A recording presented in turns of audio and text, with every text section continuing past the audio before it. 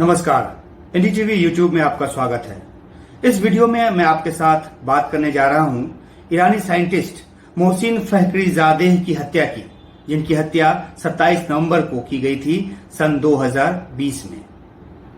इस हत्याकांड के पीछे इजरायली खुफिया एजेंसी मोसाद का हाथ था और इस बारे में एक बहुत ही विस्तृत रिपोर्ट छपी है न्यूयॉर्क टाइम्स में। उसमें पूरा ब्यौरा दिया गया कि आखिरकार क्यों मोसाद इनकी हत्या करना चाहता था और किस तरीके से पहले भी कोशिश की गई। हालांकि 2009 में वो कोशिश अंजाम तक नहीं पहुंच पाई और फिर एक लंबा पॉज था। उस पॉज के पीछे ये भी वजह दी गई क्योंकि 2012 से 2015 के बीच नेगोशिएशन चल रहा था। ईरान को एक न्यूक्लियर डील में लिया जाना था जो कि 2015 में समझौता हुआ भी। 2016 में ट्रंप आए और उसके बाद उन्होंने उस समझौते से अमेरिका को बाहर निकाला।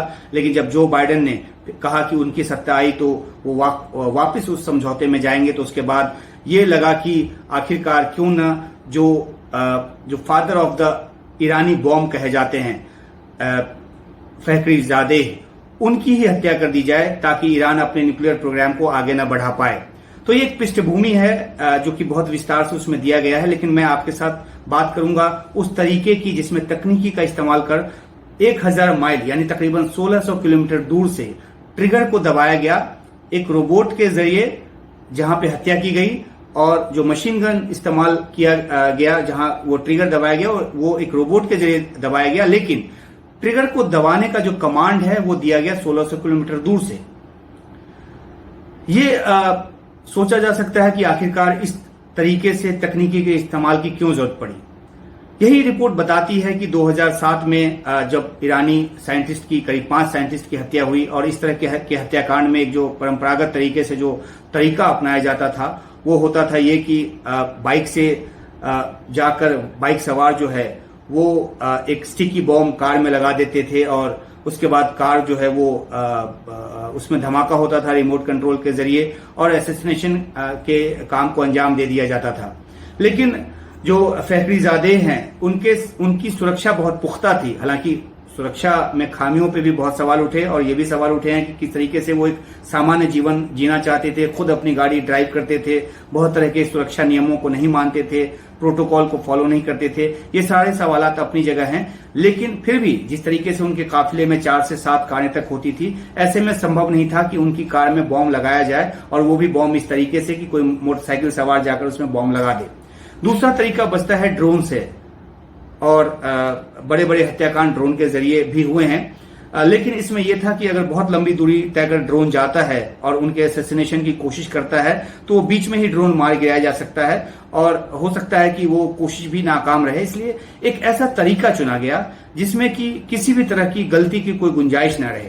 और एक और अहम बात की मोसाद की ये पॉलिसी है कि वो तब तक हत्याकांड को अंजाम नहीं देता है जब तक वो इंश्योर न कर ले कि हत्याकांड में जो एजेंट इस्तेमाल किया जाएगा उसको सुरक्षित वो बाहर न निकाल ले, ताकि किसी तरह का सबूत न रहे, किसी तरह की इंट्रोगेशन के जरिए उससे कोई जानकारी न हासिल की जा सके और कोई ट्रेल न मिले। तो इन सब सावधानियों की वजह से एक बिल्कुल नया नवेला तरीका चुना गया जो कि किसी साइंस फिक्शन से कम नहीं है। इसमें सैटेलाइट का इस्तेमाल हुआ, आर्टिफिशियल इंटेलिजेंस का इस्तेमाल हुआ, इसमें एक ऐसे बेल्जियम मेड गन का इस्तेमाल हुआ जो 1 मिनट में 600 फायर तक खोल सकता है, फायर तक कर सकता है। और इसमें जो एक ट्रक का इस्तेमाल हुआ। मैं आपको सिलसिलेवार ढंग से बताता हूं कि आखिरकार कैसे इसको एग्जीक्यूट किया गया इस हत्याकांड को।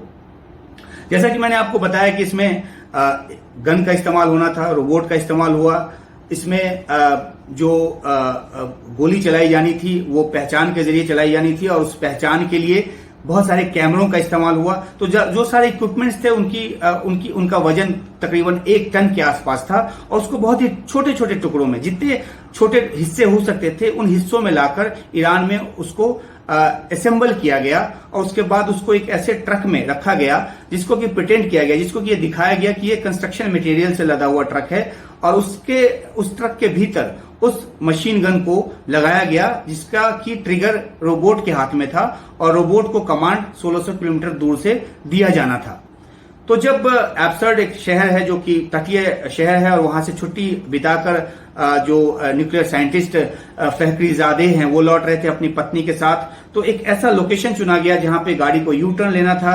और क्योंकि जो कैमरे से इमेज मिल रहा था और वहां से जब कमांड दिया जा रहा था उसमें 1.6 सेकेंड का डिफरेंस था। यानी कि अगर आप सोचिए कि अगर तय किया गया कि इस जगह पे गोली मारी जानी है और जब तक वो इमेज पहुंचा 1600 किलोमीटर दूर और जब तक वो कमांड आया और गोली के रूप में वो कमांड आगे बढ़ा, तब तक एक 1.6 सेकेंड का डिफरेंस हो जा रहा था। तो यानी कि निशाना चूक सकता था या गलत व्यक्ति को गोली लग सकती थी।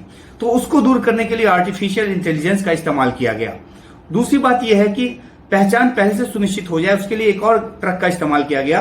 तो इसमें 2 गाड़ियों का इस्तेमाल हुआ। पहली गाड़ी जो कि एक यू टर्न पे लगाया गया और उसके कैमरे के जरिए यह सुनिश्चित किया गया कि इस काफिले में फलाने गाड़ी में जो टारगेट है वो है और उस टारगेट के साथ कौन है वो भी आइडेंटिफाई किया गया। फेशियल जो आइडेंटिफिकेशन होता है उस पद्धति के इस्तेमाल के जरिए। तो वहां से 1 किलोमीटर दूर जब वो गाड़ी पहुंची तब तक जो कमांड जिसको देना था ट्रिगर फायरिंग का, उसके पास पहचान भी थी और उसके पास वक्त भी था कि एक्चुअल टाइम पे वो गोली हिट करे। तो जहां एक रोड पे जहां पे स्पीड ब्रेकर था वहां गाड़ी की स्पीड थोड़ी कम हुई और उसी समय ये फायरिंग, इस रिपोर्ट के मुताबिक उसी समय वो फायरिंग की गई, जिसमें कि पहली 2-3 गोली शायद उनको नहीं लगी, लेकिन बाद की जो गोली है वो उनके कंधे में लगी। उसके बाद वो गाड़ी से निकलकर भागे। जब भागे तो उसके बाद फिर फायरिंग की गई और 3 गोलियां उनके स्पाइन में लगी। उसके बाद वो सड़क पे गिर गए। 2-3 इंच या 4 इंच बगल में बैठी उनकी पत्नी को गोली ने छुआ तक नहीं। जब ये फायरिंग हुई और देखा उनकी पत्नी ने कि वो सड़क पे जाके गिर गए हैं, तो वो अपने दूसरे दरवाजे से निकली। उसके बाद सड़क पर वो जाकर उनके सर को अपनी गोद में लेकर वो बैठी। उसके बाद फायरिंग नहीं की गई क्योंकि टारगेट जो था वो उसको गोली लग चुकी थी। वहां पे जो सुरक्षा गार्ड थे वो भी पहुंचे, उन सब पर भी फायरिंग नहीं हुई क्योंकि टारगेट तो सिर्फ फहरीजादे थे। अब उसके बाद जिस ट्रक से फायरिंग की गई, जिसपे कि कैमरे लगे हुए थे और मल्टी कैमरा एक सिस्टम था वहां पे लगा हुआ, उस ट्रक को भी ब्लास्ट के जरिए उड़ा दिया गया, वही एक रिमोट तरीके से 1600 किलोमीटर दूर बैठकर। इसके पीछे मकसद ये था कि कोई भी इक्विपमेंट पकड़ा ना जाए और इस राज का खुलासा ना हो कि आखिरकार इस एसेसिनेशन को किस तरीके से अंजाम दिया गया। लेकिन यहां पे गलती हो गई और वो गलती ये हुई कि जिस तरीके से उसमें लगे इक्विपमेंट्स को, रोबोट को बिल्कुल ही नष्ट हो जाना था वो नहीं हुआ। उसके टुकड़े जो हैं वो बचे रहे, जिसके जरिए जिसकी जांच के जरिए इस नतीजे तक पहुंचा गया कि अंजाम हत्याकांड को किस तरीके से दिया गया है।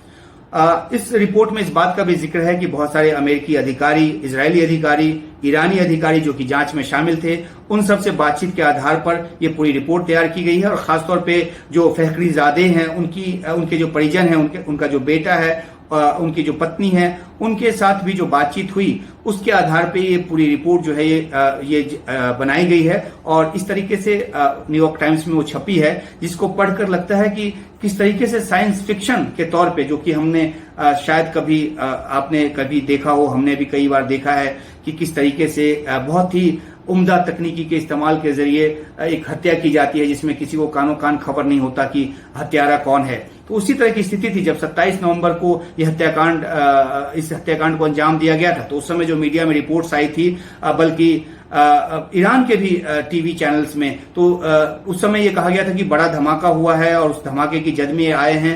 ये भी थ्योरी दी गई कि कुछ जो एसेसिनेट करने वाले जो लोग थे वो हत्या करके भाग गए। कुछ ये भी कहा गया कि शायद वो भी उस ब्लास्ट की चपेट में आकर वो उनके पर कच्चे उड़ गए और वो नहीं बचे। लेकिन जब एक तफसीलात के साथ इसको देखा गया है तो ये देखा गया किस तरीके से हत्याकांड को अंजाम दिया गया और पूरी रिपोर्ट पढ़कर आपको लगेगा कि वाकई में किस माइन्यूट तरीके से, क्योंकि इसमें जो तरीका है होता है एक ड्रोन के जरिए, वो भी नहीं अपनाया गया क्योंकि ये था कि लंबी दूरी से ड्रोन आएगा तो वो पकड़ लिया जाएगा, उसको मार गिराया जाएगा। जैसा कि मैंने बताया, परंपरागत तरीके से इस हत्याकांड को अंजाम देना संभव नहीं था क्योंकि जो सुरक्षा होती थी फहरीजादे की वो कड़ी होती थी। लेकिन जब ये तरीका चुना गया और इस तरीके से मोसाद ने अपने एजेंटों के जरिए इसको इस्तेमाल किया, तो ना तो कोई एजेंट पकड़ा गया, असेंबलिंग वगैरह तो एक जगह हो गई, उसके बाद उस ट्रक को लाकर खड़ा कर दिया गया, दूसरी गाड़ी को वो यू टर्न पे खड़ा कर दिया गया जहां पे उसका एक पहिया निकला हुआ था और उसको जैक पे खड़ा किया गया था, ये दिखाने के लिए कि ये गाड़ी ब्रेक डाउन हो गई है, खराब हो गई है, ताकि किसी को शक न हो। जांच में ये भी पाया गया कि उसके आसपास के जो सिक्योरिटी सुरक्षा सिक्योरिटी जो कैमरे थे, सीसीटीवी, वो सब काम नहीं कर रहे थे।